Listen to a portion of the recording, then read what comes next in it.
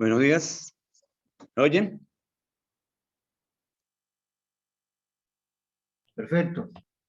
Ajá. Hoy corresponde el capítulo número 11 del Evangelio según San Lucas. Y estos capítulos, pues, contienen bastantes eventos que suceden aquí en estos momentos de la vida del Señor. Obviamente, pues, recogidos por Lucas tras una investigación hecha por él. Leemos en el capítulo 11, en el primer versículo, dice: aconteció que estaba Jesús orando en un lugar, y cuando terminó, uno de sus discípulos le dijo: Señor, enséñanos a orar, como también Juan enseñó a sus discípulos. Y él les dijo: cuando oréis, decid: Padre nuestro que estás en los cielos, santificado sea tu nombre, venga tu reino, hágase tu voluntad como en el cielo, así también en la tierra.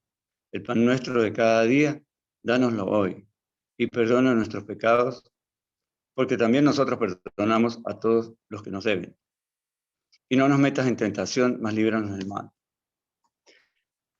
El Señor aquí, él tenía por costumbre apartarse a orar. Y es de suponer que alguno de sus discípulos lo oyó y por eso quiso aprender a orar como oraba el Señor. El Señor le da una guía, no para que estuvieran o estuviésemos repitiendo monótonamente algo que llegáramos a ser mecánico, sino le da una especie de guía para cómo debe conducirse en oración. Y inmediatamente él pasa a enseñar en base a esto y utiliza dos parábolas. La del amigo que tiene un invitado en su casa, le llega un invitado inesperado y no tiene con qué darle de comer y acude a su amigo o vecino a pedirle unos panes y este le dice que no, que es muy tarde, que él no se va a levantar. Dice, el Señor continúa diciendo allí, cuando narra que el amigo no se levantará, dice: y yo os digo, pedid y se os dará, buscad y hallaréis, llamad y se os abrirá. Porque todo aquel que pide recibe, y el que busca halla, y al que llama se le abrirá. ¿No? Pero el amigo no se iba a levantar si quien venía a pedirle los panes no insistía. Esto nos trae una enseñanza a nosotros, que es un problema de hoy que podemos presentar, que no insistimos en la oración. Cuando la respuesta no se nos es inmediata, sufrimos de ese inmediatismo, no insistimos en la oración.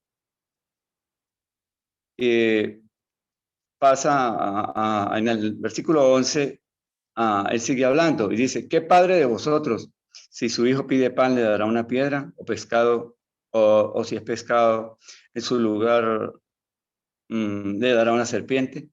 O si le pide un huevo, le dará un escorpión. Pues vosotros, siendo malos, sabéis dar buenas dádivas a vuestros hijos, ¿cuánto más vuestro Padre Celestial dará el Espíritu Santo a los que lo piden? Y aquí el Señor nos enseña otra cosa, que somos hijos de Dios, que debemos orar, hablar con Él, acercarnos a Él, como con esa relación que se acerca un hijo a un padre. Y tenemos que tener la certeza de que sí somos hijos de Él. Al respecto, allí en el Evangelio según San Lucas, según San Juan, en el capítulo 1, en el versículo 12, dice: mas a todos los que le recibieron, a los que creen en su nombre, les dio potestad de ser hechos hijos de Dios. Nosotros somos hijos de Dios porque le hemos recibido. Por lo tanto, la comunicación nuestra con el Señor debe ser una comunicación de hijo a padre. La oración es un acto de adoración y es un privilegio que tenemos los redimidos. Es una oportunidad que no debemos desperdiciar, que no debemos de perder. Es enseña este evento la importancia que tiene la oración y la importancia que tiene insistir en orar y orar en abundancia. Continúa el Señor allí con sus hechos, su vida. Y en este acontecimiento que sigue, él estaba echando fuera un espíritu inmundo, pero los que lo veían como no podían negarse ante la evidencia de los hechos, ellos quisieron explicar utilizando blasfemias y utilizando palabras viles de cómo era que el Señor echaba fuera los demonios, y le dijeron que lo echaban por Belcebú, príncipe de los demonios. El Señor les dijo que era imposible que Belcebú, que era el príncipe de los demonios, fuera a echar un demonio, que por quién los echaban. Y el Señor les dijo más, les dijo, más si por el dedo de Dios echo yo fuera a los demonios, ciertamente el reino de Dios ha llegado a vosotros. Él les estaba declarando que él era el representante del reino de Dios. Y les dice más, cuando un hombre armado guarda su palacio, en paz está lo que posee. Pero cuando viene otro más fuerte que él y le vence, le quita todas sus armas en que confiaba y reparte el botín. Con esto el Señor nos enseña que nosotros dependemos de Él, que nuestras armas, las que nosotros tenemos como fuerza de voluntad y esas cosas de las que se habla, son nada si enfrentamos solo al enemigo. Dice en el 23, el que no es conmigo es contra mí es, y el que conmigo no recoge desparrama. Es decir, que sin el Señor no tenemos absolutamente poder para enfrentarnos a un enemigo, aunque nos creamos que somos inmensos. Nuestras armas no sirven frente al enemigo si no está la presencia del Señor. Con el espíritu inmundo sale, es el siguiente versículo, cuando el espíritu inmundo sale, y es muy interesante aquí que dice sale, porque es que los espíritus inmundos no salen, los espíritus inmundos hay que echarlos, ellos no salen. Cuando el espíritu inmundo sale del hombre, anda por lugares secos buscando reposo y no hallando, dice, volveré a mi casa de donde salí. Y cuando llega la haya barrida y adornada. Esto tiene que ver cuando las personas piensan que pueden dominar algo, por ejemplo, un vicio, la droga. Y modernamente existen muchas técnicas, muchas teorías que le dicen a la persona, tú eres capaz, tú tienes el poder. No, esas teorías y esas filosofías son vanas y no sirven. No sirven ¿por qué? Porque la persona puede que en un momento determinado sí logre controlar algo, pero sale el demonio porque él quiere salir. Y la persona cree que se liberó, pero cuando el demonio vuelve, regresa al hombre que estaba, donde él estaba, y lo consigue vacío, no solamente entra él, no entra el demonio del alcoholismo, sino viene y convida 7 más, y entonces tenemos a un hombre que tiene el demonio del alcoholismo, de la drogadicción, de la prostitución, del homosexualismo, de la violación, etcétera, del robo, y se hacen más poderosos. ¿Por qué? El error estuvo en que la casa quedó vacía y ese hombre no la llenó ni con la palabra, ni con la oración, ni con la presencia del Señor. Si hubiese estado llena de eso, ni el demonio no puede volver, no puede regresar, no puede entrar, menos traerse a 7 compañeros peores que él. Cuando el Señor estaba explicando esto, una mujer por allí dijo, bienaventurado el vientre que te trajo y los senos que mamaste. Y el Señor le dijo, antes, es decir, él le dijo, no, hija, los bienaventurados son los que oyen la palabra de Dios y la guardan.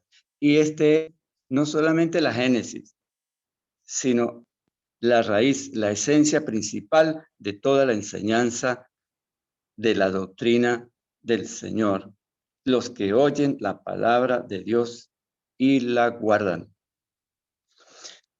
Cuando esto sucedía, también se apiñaron allí, dice el versículo 29, hombres, preguntándoles y le pedían señal. Los hombres siempre han pedido señal, señal del cielo. El Señor les dijo que señal no les iba a dar, que la única señal era la de Jonás, que hacía un paralelo entre lo que había sucedido a Jonás y lo que iba a suceder con él. Esa era la señal que iba a dar, era su resurrección. Así como Jonás estuvo 3 días prácticamente enterrado por allá en el vientre de la ballena y luego salió y continuó su labor, el Señor iba a resucitar. Y a este respecto, él les hace, a esos hombres les da dos referencias. Una, la de la reina que vino a visitar a Salomón para buscar conocer de su sabiduría, y la predicación y el arrepentimiento que hubo en Nínive debido a la predicación de Jonás. Esa gente se arrepintió. Pues el Señor les dice allí en el versículo 31, al final, al final, he aquí más que Salomón en este lugar. Y en el 32 al final les dice, y he aquí más que Jonás en este lugar. Con eso el Señor le quiso decir a esta gente que él era, primero, más sabio que Salomón. No se comparaba la sabiduría de Salomón con la sabiduría de él. Y en segundo lugar, les quiso decir que él era más predicador, mejor predicador, portador de mejores nuevas, hacía milagros, maravillas, más que Jonás. Y sin embargo, ni con eso pudo convencerlo. A Salomón le creían y lo respetaban.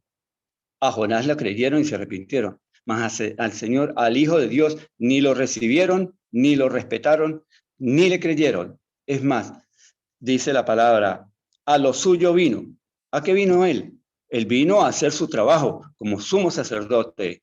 Él vino a predicar y él vino a cumplir la ley y a dar ejemplo como sumo sacerdote. No lo reconocieron como sumo sacerdote. ¿Quiénes? Los suyos, el resto de sacerdotes y tampoco la gente de su tiempo. Entonces, más sabio que Salomón, mejor predicador que Jonás, y no se arrepintieron, no lo creyeron. Es más, lo humillaron y hasta el punto que lo llevaron a morir en la cruz como morían las personas indeseables en ese tiempo. Esto es un ejemplo para nosotros.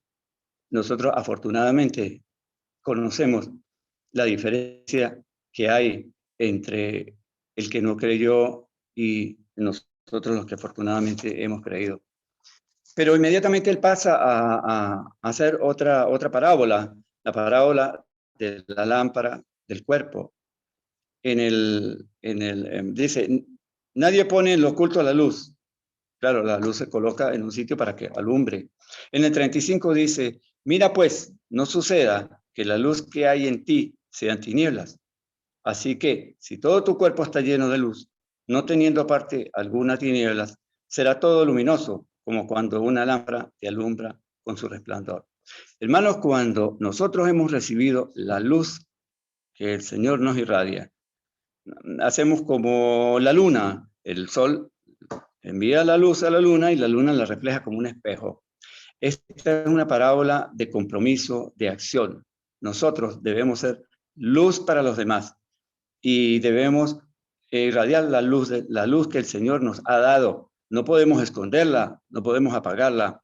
Es una parábola donde nos compromete con acción y con mucha responsabilidad, porque debemos saber utilizar la luz que hemos recibido a través de la palabra del Señor y a través de su gracia y todo lo que Él nos da para que no solamente nosotros seamos salvos, sino que irradiemos esa luz a quienes nos rodean.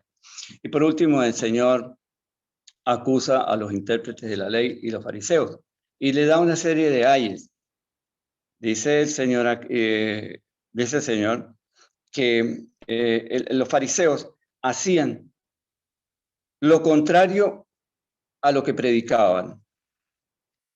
Ellos tenían un falso, una falsa santidad, una santidad hipócrita. Se quedaron en pura religión y teoría, ¿no? Pura apariencia.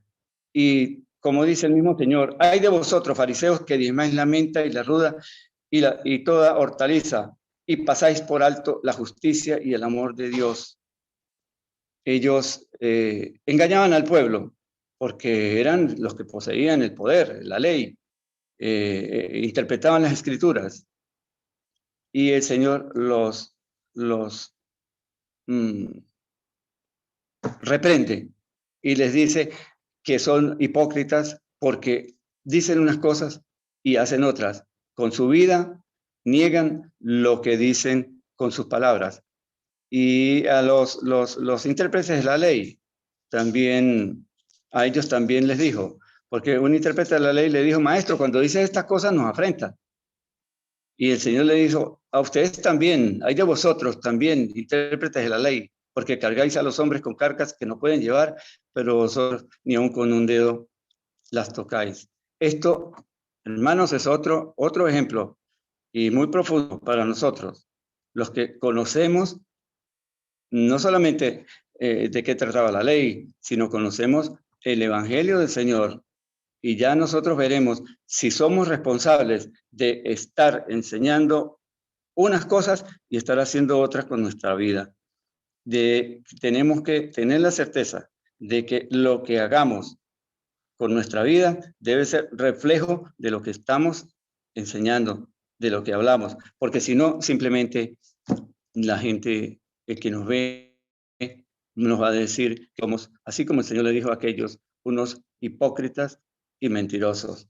En todo esto, para finalizar, la esencia de toda la enseñanza aquí es la misma del versículo 28. Bienaventurados los que oyen la palabra de Dios y la guardan. Esa es la esencia de todo este capítulo y de todas las santas escrituras. Oír la palabra de Dios y guardarla, pero no guardarla, esconderla, sino ponerla en práctica, cuidarla. Ese guardar se refiere a cuidarla. ¿Y cuidarla cómo? Cuidarla con el ejemplo que debemos de dar. Vamos a orar. Amado Padre Celestial, Señor, muchas gracias te damos porque nos has dado este tiempo para poder compartir de tu palabra, Señor. Sabemos que en un solo capítulo de tu palabra sería suficiente para predicar durante más de un año, pero te damos gracias porque nos das un tiempo para ver de las cosas que nos quieres enseñar. Bendice tu tiempo, bendice tu palabra y permite que sigamos con esta labor, Señor, que nunca la dejemos, empecemos el día contigo y pensando en tus cosas, con tu guía, con tu luz, Señor. Bendícenos, permite que seamos luz para los demás. Y es en nombre de tu Hijo, nuestro Señor Jesucristo, que te hemos orado y dicho estas cosas. Te bendecimos. Amén.